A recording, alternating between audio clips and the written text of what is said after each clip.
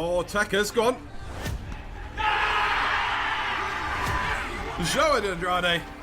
What a goal. I think coming Fernando on the 6-yard line. 99th minute. 9 minutes of injury time, and Gabby won it for Stretford Paddock. Shot a goal. Oh! Wow!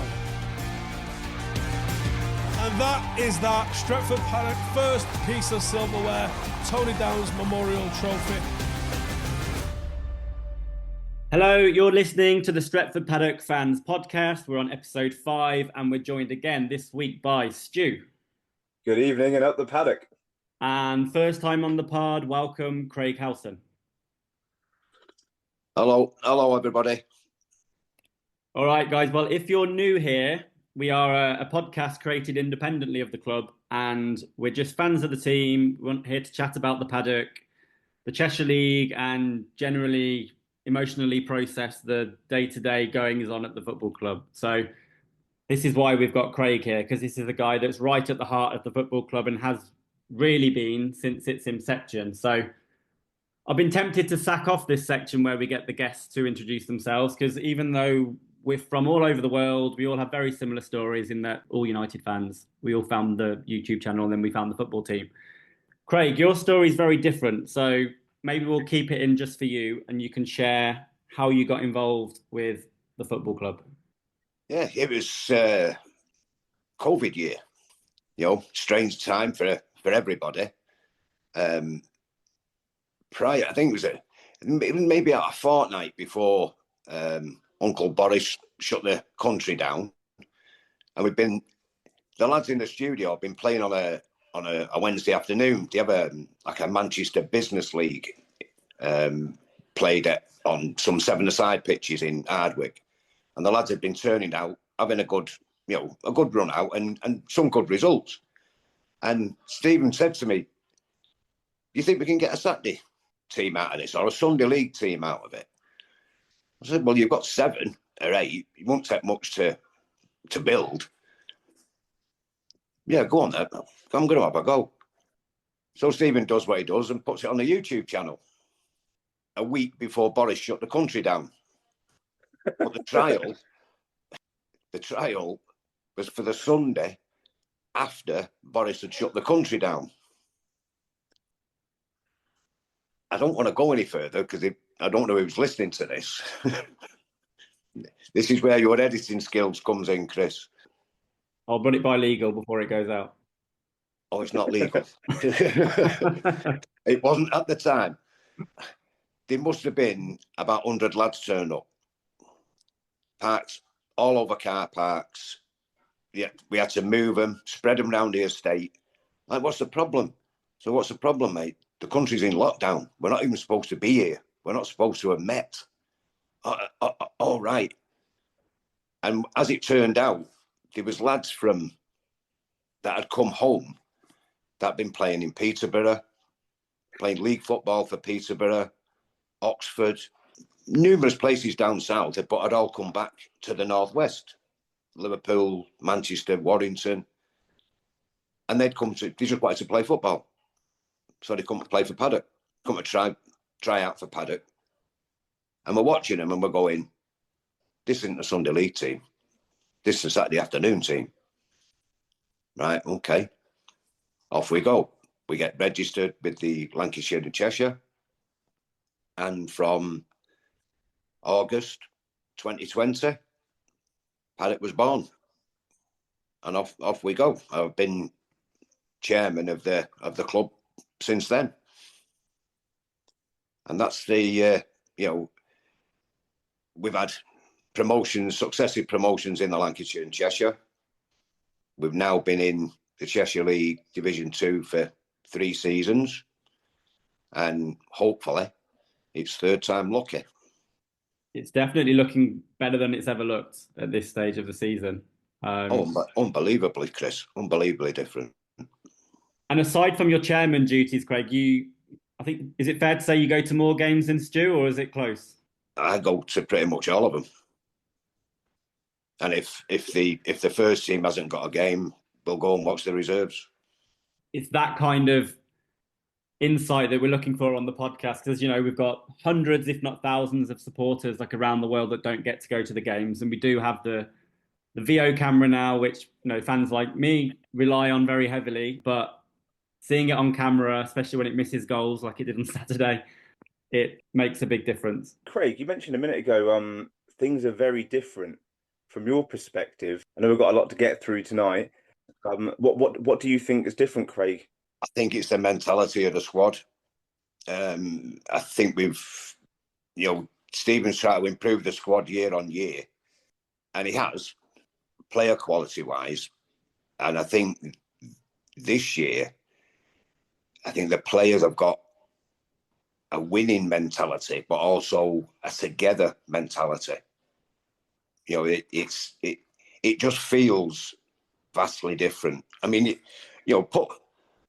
even in 1-0 defeats, Earlham in the Manchester Cup, Ark in the Northern Cup, another 1-0. Wythenshawe, in the first game, 1-0. No one's head goes down. No one is, slagging the other player off, or you've missed a tackle, or you've, done whatever. It's, come on, don't miss another one.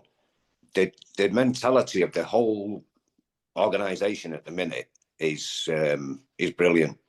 It really, really is.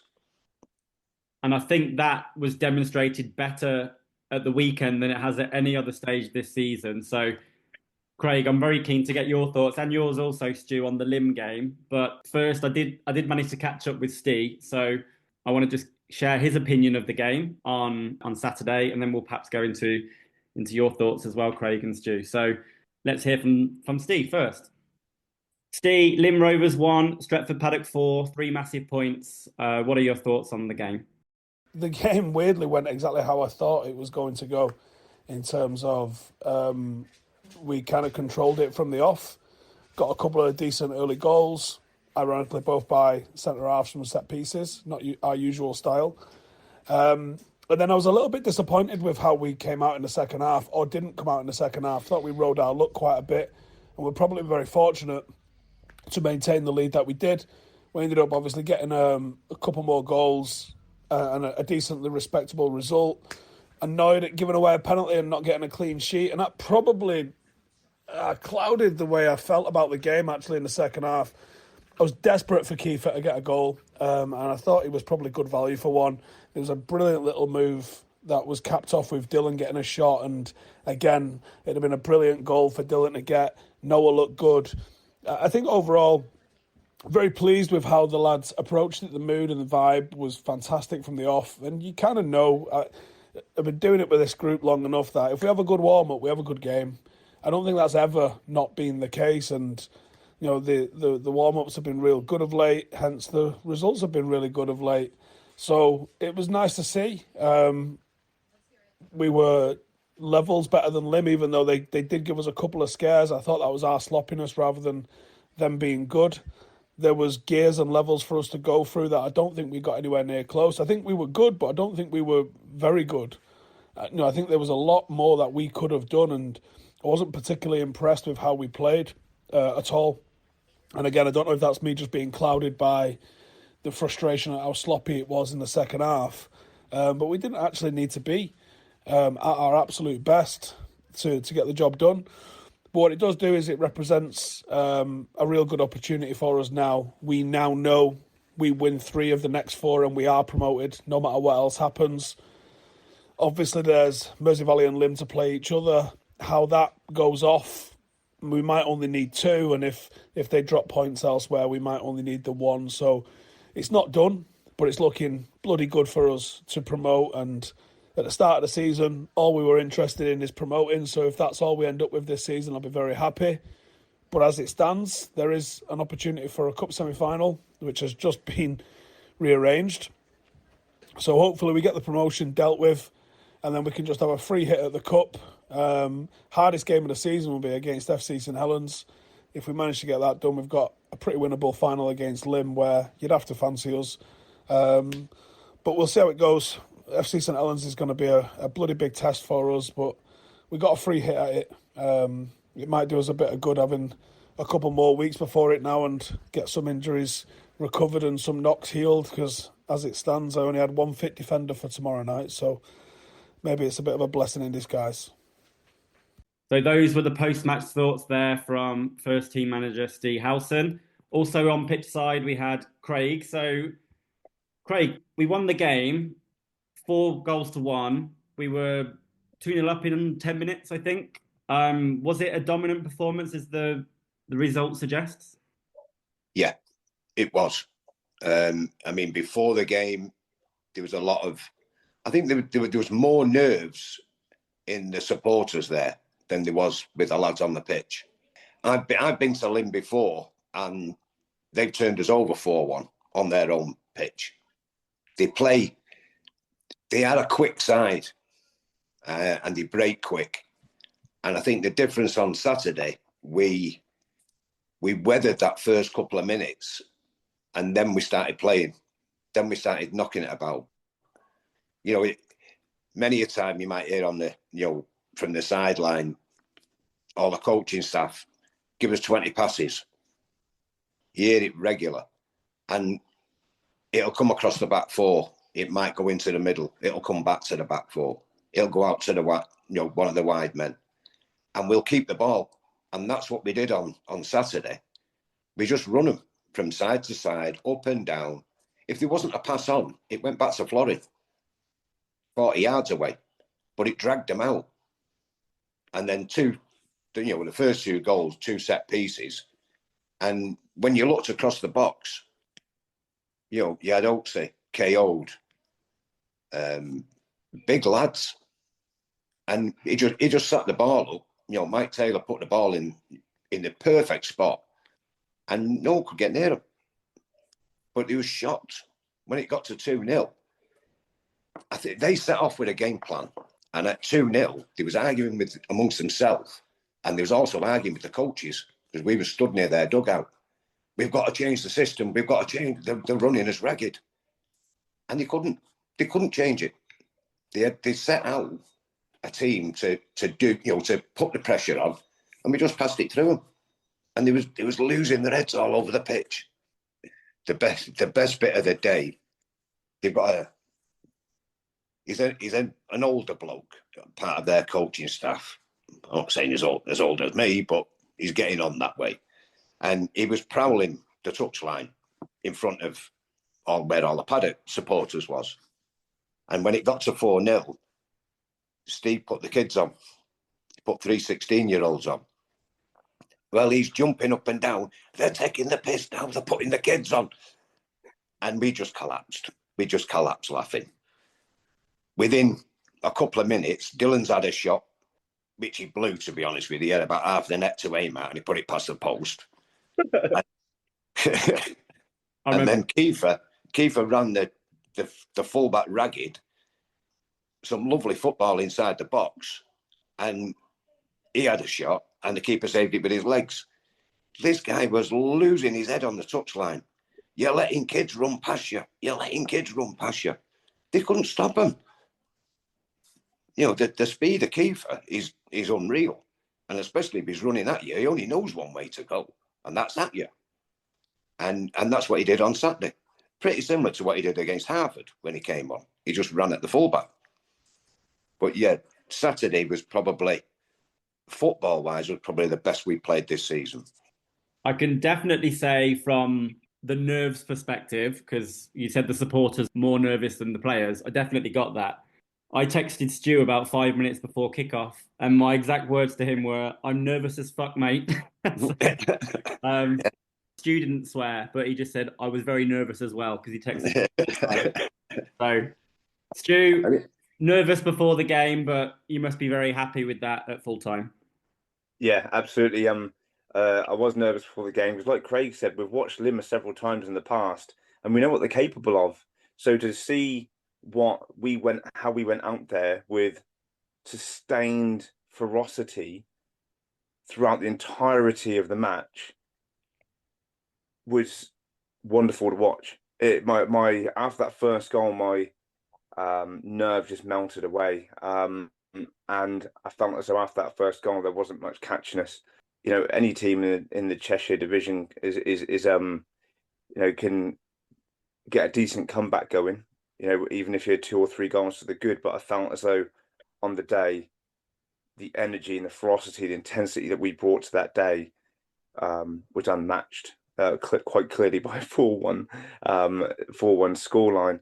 But the likes of we had a couple of players in there that I think would say would have reflected on their recent performances in the last month or so, and would have said they could have been better. The likes of KO'd and Joe Coleman, not up to their usual prime standards. Oh my God, when you need them to step up and you need them to turn a corner in their performances and get back to where they should be, how they did it that day, didn't they? And they're doing it at the business end of the season, which is very exciting for us. Sam Pratt ran himself into the ground at the top as well. So that was fantastic to see.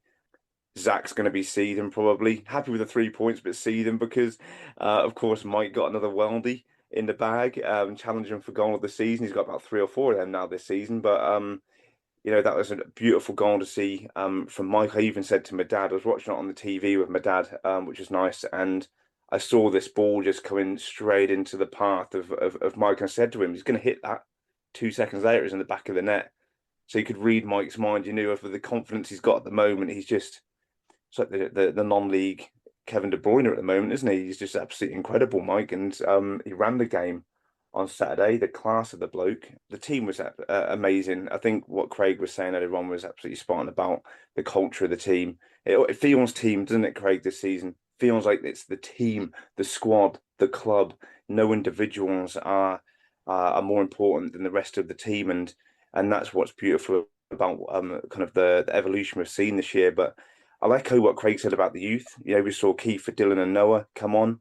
The triangles of passing they were putting together at times were silky. And, what we saw from Kiefer on that against Lymm was what you see from him for the under-16s on the left-hand side. Low centre of gravity, mazy runs, not predictable. And he was lucky not to get his penalty in the end, I think, Craig. Craig, can I ask you, from the touchline, Kiefer got booked for diving.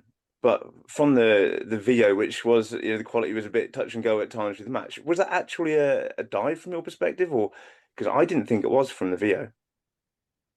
No, the lad did clip his heels as he was turning away from goal, but the lad did clip his heels definitely.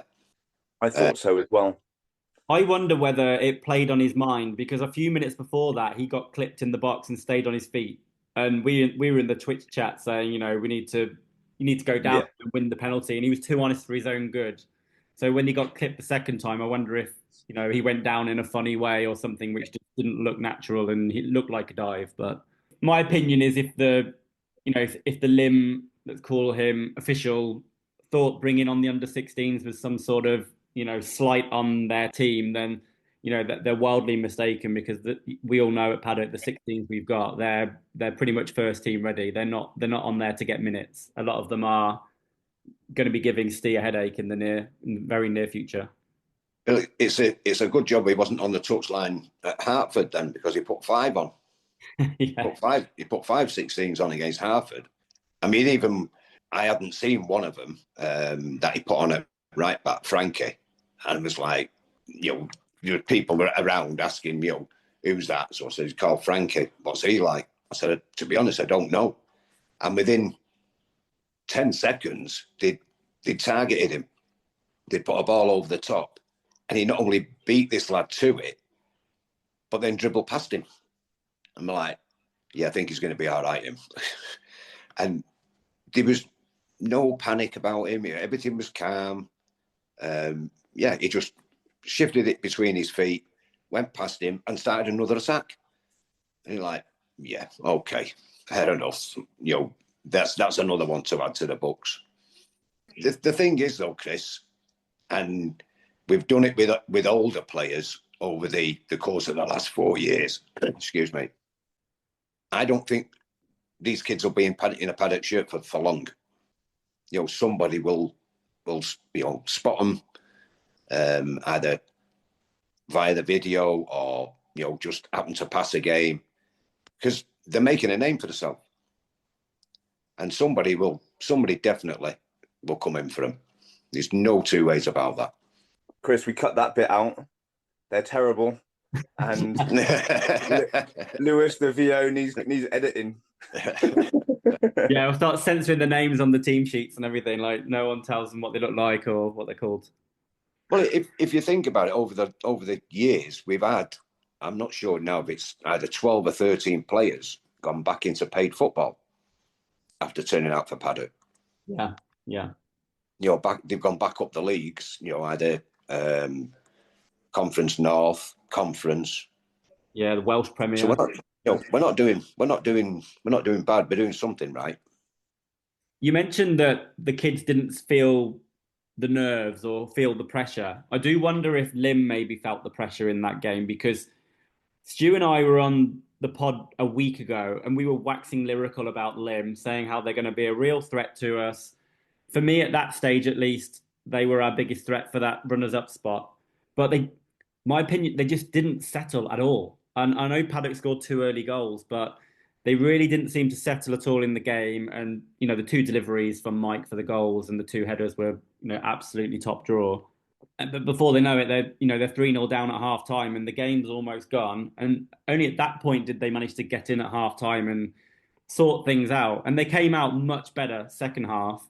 And I would say for maybe the only stage of the game, they were on top. So for maybe the first 5-10 minutes of the second half. And then their forward, I think he was number 9, I may be wrong, got himself sin-binned for chatting to the ref because he didn't get a decision. And that just killed their momentum, because then they were down to 10 and they were just kind of getting a foothold in the game. And that just gave Paddock that opportunity to wrestle back control. Joe, Zach and Mike in the middle just then held the ball and kept going back to the defence, who were so comfortable in possession. I think the contribution of Mikey and Eddie at fullback was probably overlooked, because we did have some really good performances, at the top end of the pitch or at the back or in the middle. But honestly, everybody was an 8 or 9 out of 10 that day. It was a really impressive performance. And that's not to speak badly about Lymm. I just think Paddock played that well that day and dealt with the situation much better and, deservedly got the points. I don't think there is any speaking badly about Lymm with what they're achieving as such a young club. They've got a lot of young players come through from their under-16s and things in the last couple of seasons, and this is still experience building for them. And to be in the position they are right now, challenging for promotion to Division 1, is crazy. And then next year they're going to benefit from yet more under-16s coming through to men's football that are really talented. I think they've just either won the league or got promoted. I can't remember, but they could just clean what they're doing, didn't they? Sorry, Craig. It was their reserves won their respective league. There you go. Yeah, Reserves League 2, they won it with a game to go, I think. Yeah. I mean, what you were saying there, Chris, about the possession and everything that Lymm had, they run hard at us for the first couple of minutes. And I think the difference this season, we had it at Mersey Valley as well. We don't panic. The lads just play the game, knock it about. Someone will move, someone will give them an option. And after that first couple of minutes, we got out of our half. We got into their final third. We got the corner, the first corner, swung that over, bang, 1-0. And it was like, oh, right, okay. We'll go again. We didn't give them the opportunity to go again, because we took it off them straight away again from the kickoff. Went up the pitch, another corner, another goal. And that's like I said earlier, their heads fell off. Their game plan has now been blown apart, and they didn't have an answer for us. And I think that leaves, Lymm are very capable of coming to Hyde in a couple of weeks' time and beating us as well. And they're also very capable of beating Mersey Valley in their next game too. So we absolutely haven't written Lymm off, but this win puts Paddock in a really strong position now in the league. I think, as Steve mentioned in his post-match thoughts, it could be 2 wins from 4 now, could be enough for us to get that second spot, depending on how other results go. The good thing though, Chris, if, without, results going our way, with Lymm and Mersey and whoever, we can get promotion against Lymm on the 26th, as long as we beat Halton and Paddock, because the points won't matter then in the last game against Hartford. Yeah, I think from my perspective at least, I just hope the players get to win it on the pitch. And I think St Helens are in this like position now where Halton didn't show up for a game and they might not show up tomorrow, and then they're going to get mathematical certainty while they're all at home. I just hope if we get there, and it is an if, it's not a when, it's an if still. But if we get it, I just hope the lads can win a game and get themselves over the line and have that moment, to celebrate a good season. Well, from what I've been told, Halton are going to be putting a team out against St Helens this week, so hopefully they're able to muster some players and put it on. Yeah, but Stu, if they go to St Helens, or St Helens go to Halton, should I say, on Wednesday night, and absolutely slap them up, yep, I would be amazed if they show up on Saturday. Agree. Especially on a big pitch like Hyde.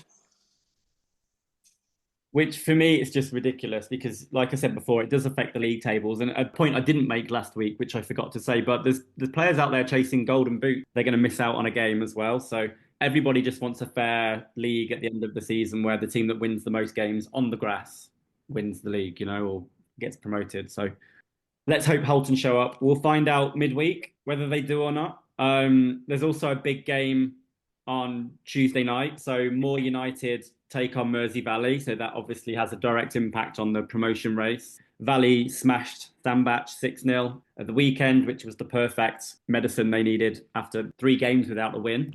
But they also face a Moore United side who have won their last 2 games. So midweek, Tuesday night, away over in Warrington, not the easiest place to go. So, Valley have got their job to do to take this into the final game or games of the season. Yeah, you mentioned going to the final games in the promotion race, though, but Moore have taken points off of some really considerable opponents this year in the top 4 or 5 of the league, and then Mersey Valley have to do the business against people like Lymm and St Helens in the back end of the season as well. So I don't know how that looks with people like Sam Deeren maybe being dual registered, and maybe Northwich Victoria's season starting to come towards an end. Is it finished on mid-April? Yeah, the Midland League finished on Saturday. So, is he going to be available to come back? That he's got a massive impact on that team and will influence the games in a positive way for Mersey Valley. So the promotion race could still get quite spicy, and it's all in our hands. Well, is Sam Deering some kind of greyhound? You'd have to be to catch some of the balls that they hoof up the pitch. Unfortunately, he is. I mean, I think Stephen commented on it when we was having a chat on the Sunday when they come round on a Sunday afternoon, and he was saying, "How do you coach the way Mersey Valley play? You can't. It's impossible. You think back to that game against us and that first, I think probably for most of the game until maybe 50 odd minutes, 60 minutes, it was either a lump up the pitch of the keeper or every challenge was like life or death. And if it went over the bar at our end, they was happy. It was just, all right, they had 2 or 3 handy lads who could shift. But surely that can't be a game plan every single game. Well, the week later, Craig, they had a hard pitch against Newton Le Willows, so, it must have affected them that game as well. Enough said about that game. So in terms of the promotion race, guys, still we have Paddock versus Lymm versus Mersey Valley. It probably does look like Paddock's to lose right now, and I will admit that. Even as someone that's slightly more on the pessimistic scale, 4 points ahead, 4 games to go, that's the driving seat no matter how you look at it. I think before the game at the weekend, before the Lymm win, I would have had Lymm as second favourites, but now I think that puts Mersey Valley back as our main contenders. For me, it's still Paddock's to lose with, the main threat going to be for Mersey Valley, but 4 games to go. It is the Cheshire League. the land where anything can happen on any given day, especially midweek. Maybe I'll get your thoughts, Stu. Do you still see Valley as the main threat, and do you still see Paddock as favourites? I don't see anybody as a threat now. Currently, I think the only threat that we've got is ourselves. Craig's touched on earlier on in the pod that there's been a mentality shift this year. I think numerous people have mentioned it throughout the pods and throughout this season before the pod started. And the wonderful thing is that I think that we're wholly focused on our own primary goal of winning match by match by match and not getting ahead of ourselves. So, yeah, our main threat is ourselves. And if we just keep doing what we're doing, which I believe that we're going to do, and just focus on them on ourselves and crack on, and I think we'll make that final promotion spot. Yeah, I think personally, I think with the games Mersey Valley's got, they're away at Lymm, by the way, Chris. Okay. And they're also away at St Helens at Mersey Valley. So I think with those games, I think if anyone's a threat, like Stu said, it's ourselves. But for another team, then I think you've got to look at Lymm. And with the games Mersey Valley have got left, I think they're going to have to settle for fourth at least, at best, should I say. Speaking of games left, we need to go on to a big topic which has hit the club today. We don't know which games we have left because our semi-final of the J. Walton Cup has been postponed tomorrow. The latest, for anybody that doesn't know the backstory, is we lost the game against Wythenshawe Reserves in the previous round, but were reinstated when the league found that Wythenshawe had played 2 ineligible players. So that's 2 first-team players that hadn't previously played in the reserves. They shouldn't have been playing against the Paddock. So the game against St Helens tomorrow is being postponed because Wythenshawe have appealed this decision. I don't know what grounds they have for this. It seems quite cut and dry for me, but the fact that they've appealed must show that they have some kind of case or believe that they have. Stu shaking his head. He doesn't believe they have a case. No, I'm absolutely fuming about it. I mean, this was the semi was awarded to us a couple of weeks ago at least now, and Wythenshawe was disqualified for using ineligible players. So if they're making that decision, I don't know which organisation it is now off the top of my head that organises this, so I'm not going to throw accusations at any individual organisation. But whoever does organise this competition and makes that decision, there must have been solid proof and evidence to make that decision to disqualify Wythenshawe and then reinstate us into the semi-final position. And then to tell us 24 hours before a semi-final, which is massive for the club and exciting, 24 hours before this fixture, that now Wythenshawe has appealed the decision is disgusting, in my opinion. And when I look forward to any sort of decision, it's not going to look good in the favour of whoever organises this competition, because if they now uphold the appeal for Wythenshawe and reinstate them, well, that makes them look a bit incompetent based on their original decision to disqualify them. So what are they doing when making these decisions? I don't understand the grounds that Wythenshawe have for appealing, because we know the players in question.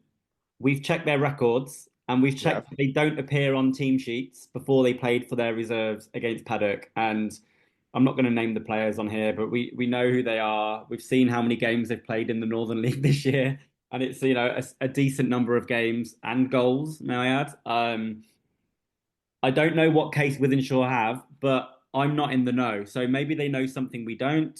Maybe it's a mistake. But from what I can tell, the league made the correct decision because this player had not played previously for the reserves. Craig, as someone that's a bit closer to the heart of the club, is there anything you can share or anything you know that we don't? From what I can gather, the Cheshire League, who organised the J. Walton Cup, have done the right thing. They disqualified Wythenshawe on their own rules, and I think it's Wythenshawe that's pushing this and have now appealed to the Cheshire FA. Now, again, we don't know on what grounds, because, as far as we're concerned, like you've mentioned, there isn't any grounds. Now, they must have a lot of money, because I think these appeals are over 100 quid, and you lose it. If your appeal's overturned, you've lost the money. Now, I don't know what the rationale is behind, pursuing this after the Cheshire League have done it. Is it just to be awkward? I don't know. It's a lot of money. It's a lot of money to be awkward, Craig. 100 quid just for the sake of it. Yeah, they might have someone putting the money up. We don't know. We'll never know. We'll never know. From the Paddock perspective, I have seen the league rules. I've seen the cup rules. I've seen what a player has to do to be qualified to play in the cup. And I can see from the records online that these two players did not meet that criteria. So on one hand, I'm thinking this is a cut and dry case. It should be left out of the appeal very quickly. On the other hand, I'm now thinking they've spent £100 on this appeal. They must feel like they have a case. So what do they know that we don't know and the Cheshire League don't know? But what we do know is we're going to get a decision tomorrow, or as this pod goes out today. So we should get a decision. But again, this then affects the rest of our season because we don't know where our games are. It may involve moving a league game now, because I'm sure the Cheshire League do not want this semi-final dragging into May. They want to get it wrapped up ASAP so they can get on with organising the final. Chris, you say that we're going to get a decision today when this pod goes out. But my understanding is Wythenshawe would have had to have lodged an appeal 7 days ago. So why are they letting us know 24 hours before the fixture? It's not right, and they need to get their affairs in order. I can only assume that one is because they've lodged the appeal to county, so that's slightly different rules. So they had to appeal to the league within 7 days. But I don't know, Craig, am I interpreting that right? They've escalated this to like the higher jurisdiction. Yeah, you bang on, Chris. They've the Cheshire League made the decision. I think they've appealed or questioned that decision with the Cheshire League. They've stuck to their guns and awarded us the game. Give it a date and a time, which St Helens and ourselves have been working towards. Now, I think the annoying bit is there was people on the line at Lymm on Saturday knew about this appeal, because Steve Harris was talking to one of their officials, and Steve said, "Oh, we'll see you in the final." And he's like, "What are you talking about? What final?" He said, "The Walton Cup." He went, "Why? What makes you think you're going to get there?" He said, "Well, we'll give St Helens a game." He went, "They've appealed. Wythenshawe's appealed. You might not even be in the semi yet." And we didn't know anything about it. Nothing until, well, it came through. Stephen was texting me. I was in a meeting this afternoon, and Stephen was texting me with a proposed team for tomorrow night. What do I think about this? Because we've got a fair few injuries from the last couple of games, and again, he was starting with a couple of 16s.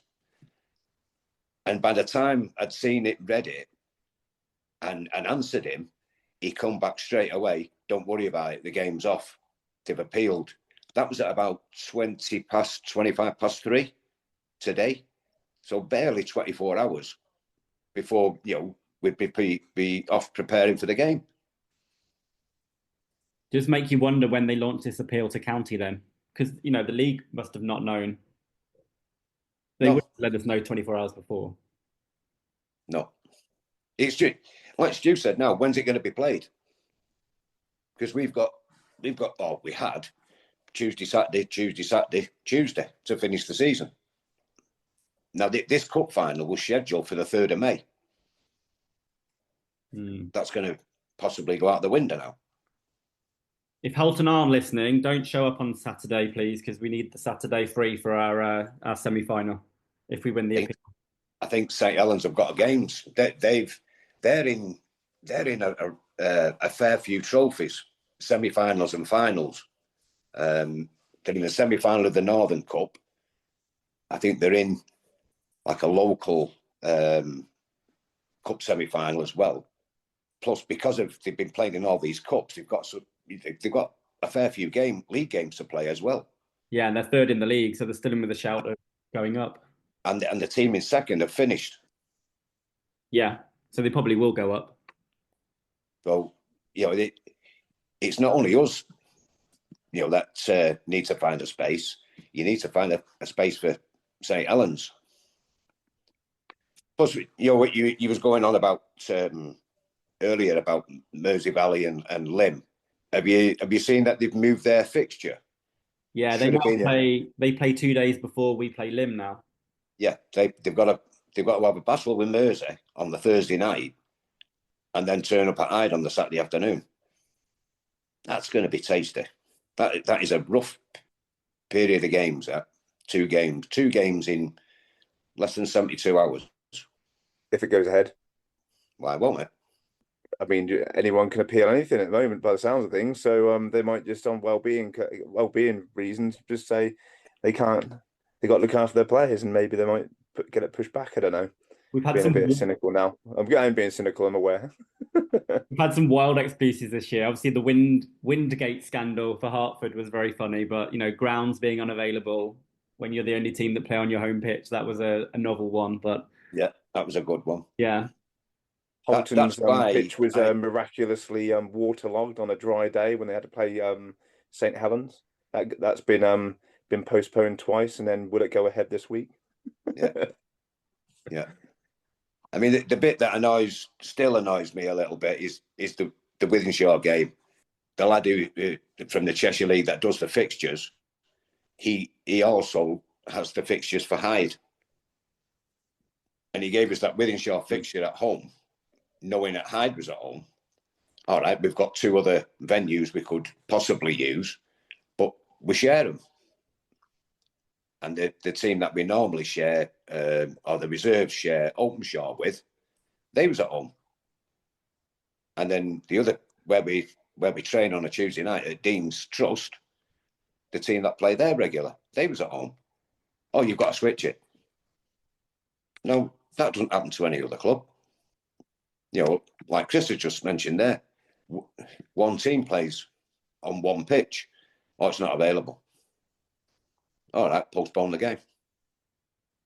We don't get that. Craig, is this the same Wythenshawe who played ineligible players? And the same Wythenshawe who now appealed, and the same Wythenshawe who might now get back into a semi? I'm just not insinuating anything. Yeah, that's the one, mate. Yeah, because the quarter-final was originally at Hyde, wasn't it? And then it got moved to their place. Yeah, but they kicked. That's what I'm getting at, Chris. They kicked and screamed and told us to find a venue. And we went through the three venues that we use regular, and they was all in use. They're not our sole use. These other teams use them as well. Down the rabbit hole with Chris, Craig, and Stu tonight. Yeah, we only had one game to cover, and look where we are. That's what happens when you start talking about Paddock. And the problem is, we're no closer to finding an answer because we have no idea what's going on, and we're all going to be waiting on a decision by the Cheshire County FA tomorrow to find out whether we do or do not have, in fact, a semi-final against FC St. Helens Reserves to look forward to, or whether we're just going to have to go back to focus on the league. But it's all in flux. We don't know if we have a semi-final. We don't know if we have a cup final at the end of the year to look forward to.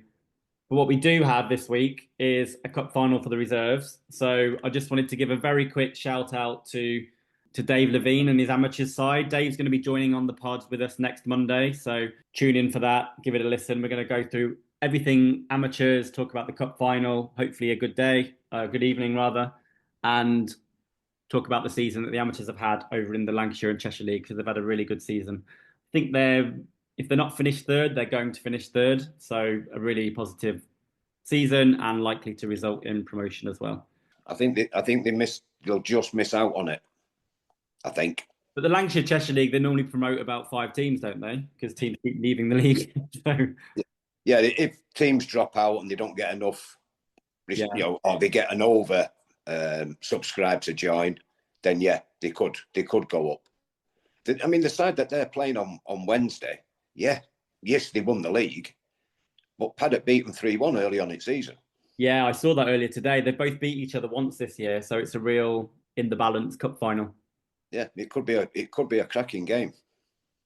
My understanding, Craig, is that the amateurs have actually been told that they are getting promoted in their third place spot. I mean, that's what I've been told by a member of the squad. Right.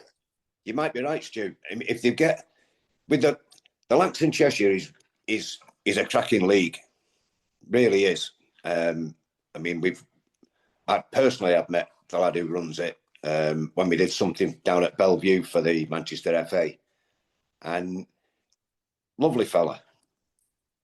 They have fixtures printed on their website in September, and you can book your holidays right through to the end of April, because you'll know exactly where you are. You're home, away, right the way through the season. You know, he must sit there for days working that lot out, and that's dreams. Well, that's three divisions, and I think it's an A, B, and C division as well below them. But they do get, you know, oversubscribed, and that's why they move teams up. Obviously, if you're at the top of the Prem, you know, like we was a few seasons back, you get the choice. You can either go Manchester League or you can go Cheshire League. So you can, you know, there's different routes you can go. Good luck to the amateurs though in that cup final. I'm really looking forward to being their sideline tomorrow. You know, won't be much between the sides, like Craig's saying, and should be a really tasty final. So can't wait to see them. They deserve to be there. Yeah, certainly. They have played well this season, and they've had some good results in this cup. Obviously, they're playing now the best side, you know, over the course of a season in the league, but they've got nothing to fear. They beat them once, nothing to stop them beating them again. Over a one-off game, anything can happen.